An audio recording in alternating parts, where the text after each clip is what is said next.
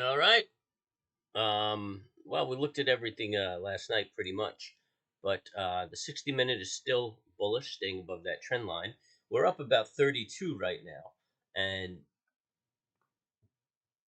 um, on the daily, that puts us at about 575 or so. So we're pushing for that 61% retrace.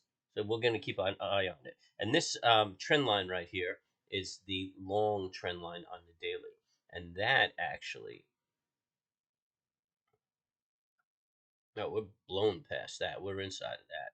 We've blown past, oh man, moving. We've blown past the 20-day moving average, which is 45.61. So we're up there, baby. We're up there. We're inside. Um, So look for that 61.8% retrace. I don't really like these days when we open up with a gap because it seems like we've been doing a gap fill, but we need that retrace also to build a bear flag. Let's just hope it's not a shooting star. So look for 45.90. That's my target for the day. We're definitely bullish on our bias, and a lot has to do with earnings coming out. We also have we have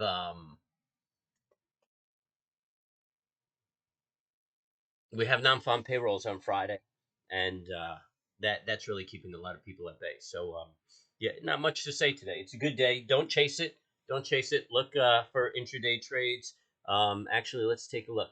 Really, we're just popping up. There's nothing to really look at on the 60 minute. We're popping up. There's no trade setup or anything like that. So stay tuned for my tweets, and I'm going to try to find a trade today. Looks like there's a bit of momentum. So everybody, remember, don't put in the market more than you can handle to lose. Stay calm and cool. Be at peace when you trade, and good luck trading.